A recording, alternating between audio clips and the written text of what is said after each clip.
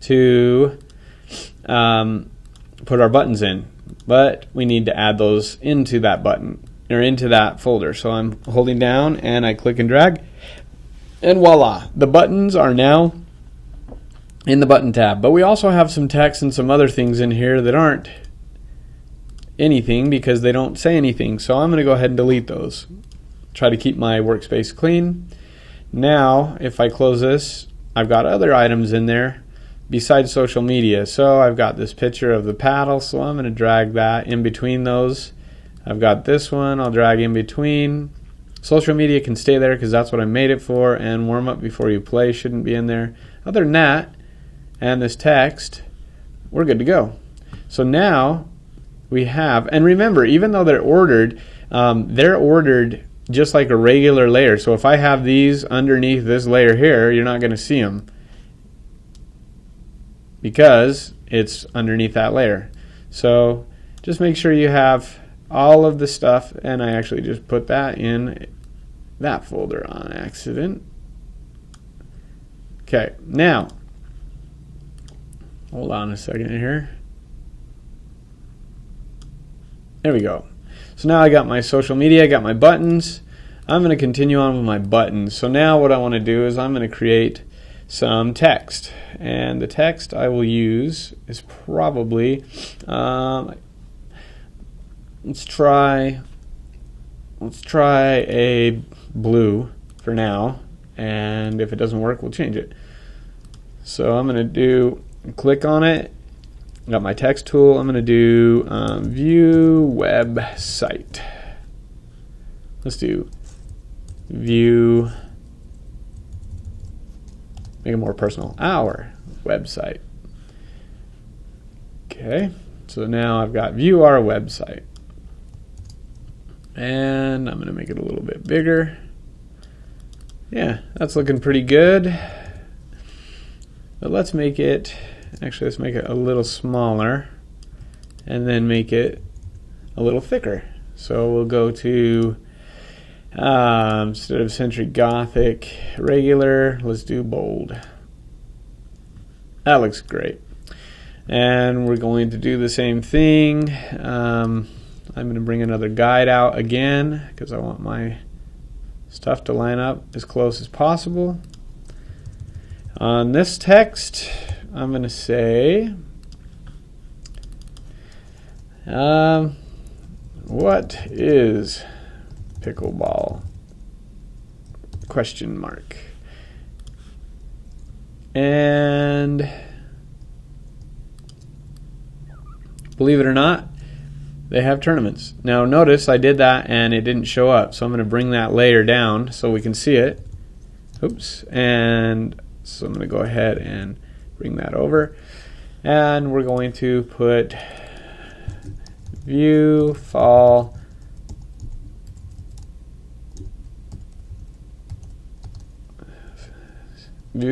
fall schedule. Now I spelled that wrong, so I'm going to go into check spelling under edit and schedule, or schedule as someone might say. Now I have other spelling errors, but I don't really care about that. So there we go. Those look great. I'm going to go ahead and save it again. Now I'm going to move this over a little. I don't want that to get cut off. That looks pretty good. And now the yellow is popping, but you know, it'd be good now to have it a different color than the color we had before. Maybe like a red or a green or something. So let's go to image and adjust and replace color. And there's a bunch of different ways you can do it, but I'm going to do it this way. So the color I'm going to replace, and I don't want a pink.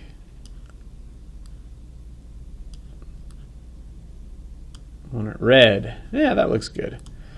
So there we go. Now I obviously need to change my outer glow to a red as well. Now that looks good. Now we're looking like we got some accent colors and some other good things going on. So, sorry, I have a little bit of a cold too. So if I sound stuffed up or whatever, sorry about that. Now I'm moving that. Going to go ahead and hit save. Everything's looking great. I'm really happy with the way this looks. The only thing is there's something missing right here. So let's go ahead and create a button. So I've got the ellipse tool, and I'm going to hold down Command, one of these, Shift, and I'm going to make a circle. And now I drug it right there, but I don't want it there. So if you hold down the space bar while you're doing that without letting go, then you can actually move that so that you can get it in the spot you need. So that looks good. I'm going to do it right there. Now I've got my ellipse tool, and I made a circle. So what I want to do now is I want to change this to that same blue. So I'm going to go do a color overlay this time, and I'm just going to pick where the gray is and click on the blue text. Now I've got blue, and we'll duplicate it 3 times, and we'll move it over. I'm going to put my guides up again because I want this to be as close as possible. Alright, that looks good. I'm going to go ahead and save. And it's just a good idea to always get in the habit of saving. Now what I'm going to do is I'm going to create so it looks like a little button to press play. So the way I'm going to do that is just with the pen tool.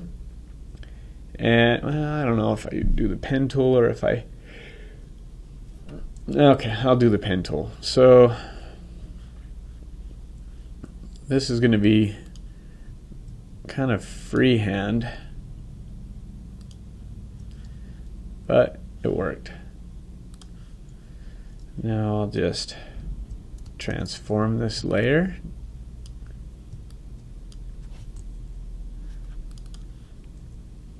Yeah, it's a little off. So with the pen tool, let's see if we can, I don't know, move the point a little bit.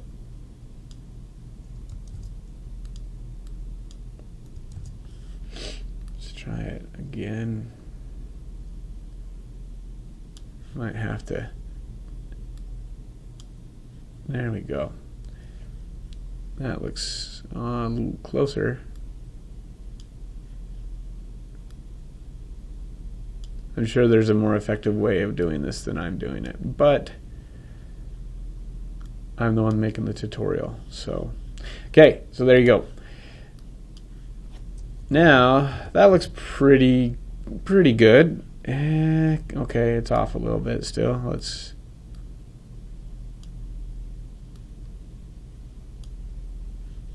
Good enough. There we go. Now I'm going to change this to, let's move it up above this one, and we'll do a color overlay. And the color overlay will make it a white. Now we've got white. Now let's do on, that looks good. So now let's choose that button. We've got a color overlay. Let's add another effect, which will be a drop shadow, because we want this to have a little bit of dimension to it. And we'll bring that so it's not so bright, and bring this in so it's a little closer.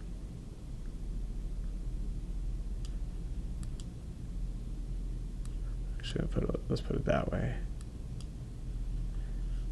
Alright, that's great. So I'm going to go ahead and copy that layer, and on these two, hold down and paste layer style. So now I've got 3 exact shadows, and I'm going to go ahead and put my guides out before I drag it, because it'll. The other thing too to check is sometimes you want to make sure that you have snap, and you're snapping on snap to guides. So, and what that means is if I make a duplicate of this and then I'm off a little bit and then I drag over, it'll snap, meaning it'll pull right to that guide. So that keeps it a lot easier for me to adjust. And these are all off. They need to go back a little bit. So I highlighted all of them, moved them back, but the guides help me to get them lined up to each other. So you can see That's pretty cool. So now we've got that. The only problem is they're a little big. So I'm going to go ahead and highlight all of these. And no, I'm going to leave them. That's fine. That'll be just fine. I was going to shrink them down, but I think I'm not going to do that. So now if I do my buttons, now look at how clear. I have all this other stuff going on, but my layers are still clean. Everything still looks great. So this looks great. I think the only thing I'm going to put on here now is the website.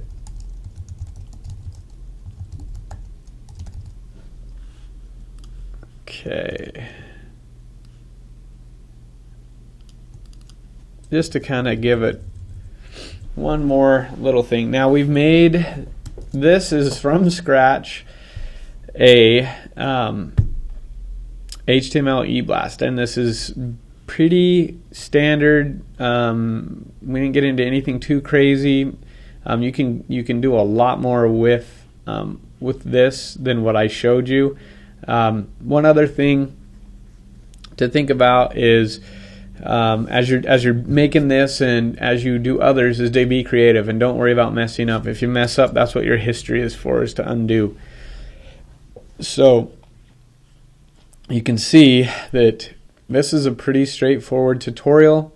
I'm making another training course or course on the website that will be how to take this and how to make it for MailChimp or Constant Contact or something like that. But one thing I'll do really fast as a bonus, just to kind of give you an idea of what I'm doing, how I'm making it, is we'll slice this up and get it ready for one of those email campaign programs like MailChimp or SendGrid or Constant Contact or any of those that you may use. So what I'm going to do to make this a little easier is I'm going to go ahead and save it, and then I'm going to do a save as, and I'm going to do web. I know it's redundant, but it's eBlast web. What I'm going to do with that now is I'm going to merge or flatten the image. So now I've taken that whole thing and I've flattened it. Now it's a separate image. It's not. So now I just have one image. So I don't, it's just one image now. It's not a bunch of them. So now what I'm going to do is I'm going to take my tool and I'm going to the slice tool. So if you hold down where the crop tool is, you'll see a slice tool. So what I'm going to do is these need to be individual buttons. Now there's two different ways to program this. I'm going to show you one way that Photoshop does it, and then the other way on this other tutorial that I'm creating. So message me also if you're interested in knowing what that is. But I'm going to go ahead, and right now I'm slicing, and let me get in here so that you can see it a little bit better. I'm slicing or creating little grids on this file that I just did, and I'm basically drawing boxes around each of the places that I want URLs to go, so or where I want them to click and go to. So now I did that. I also have one up here, and you can see they're labeled. So this, what they would do is they clicked anywhere here, it would be go to the website. This would go to, all the social media. This one would go to the website as well. This one would go to the what is pickleball on that page. This one would go to the fall schedule. And as you can see, and this would go to the website. As you can see, I've just sliced everything. And so now what you can do in Photoshop, which is kind of cool and it saves you time, depending on how you're going to do the coding, is you can export it as images. So now what I'm going to do is I'm going to go to File, and I'm going to do, let's see here, I forgot what I was doing. Oh, I am going to, it's not export, it is save for web. That's right. So I'm going to go save for web. You'd think I would just know that because I'm doing something for web. But now, if you had things that had a transparent background, you wouldn't want to use JPEG because that would fill it in with a white space. What I'm going to do instead is just leave it JPEG because there's nothing that has white space. And it tells me the quality, size, which is fine. So now I'm going to go ahead and hit save. Now when I hit save, I'm going to create on my desktop a new folder and call it eBlast folder. Or actually, instead of call it folder pickleball. And I'm going to go ahead and create. Now there's one thing that you need to do before you hit save. You don't want to do images only. I mean, you can, but Photoshop has a really cool thing that does HTML and images. So I'm going to do HTML and images, all of my slices, and I'm going to go ahead and hit save. Now what it just did is if I go to my eBlast pickleball, it made this. Here's my images of all that I just barely made with the slices. And if I double click it, this is the, I don't know if it would open. Let me open it up here. This is the web ready I guess I got it open right here. Here is the web version of that file. Wow, it just opened again. So if I click, you can see I can drag each of these images that I cut out. So see how they are now ready for web, meaning that I can link these to different pages. And you would want to go ahead and close this out. So now you have images that you would store, and I'll make another tutorial. Don't forget to subscribe to it. It's going to be how to use MailChimp and basically take what we've done here and send it out to people. And it can be any product that you're trying to email or send, but to create a campaign. But this is how you make a eBlast. Now, if you don't want these on anymore and you're done with them, then you can clear slices. Now the slices are gone, it's back to what it was, but it's flattened. Remember, that's why we saved it as a different one. Alright guys, I hope that you enjoyed this tutorial. It was a lot of fun making it for you, and hopefully you learned something about start to finish on a project. And if you have any questions, feel free to message me. I'm really happy to make videos of whatever I can in Photoshop, and hope you enjoyed.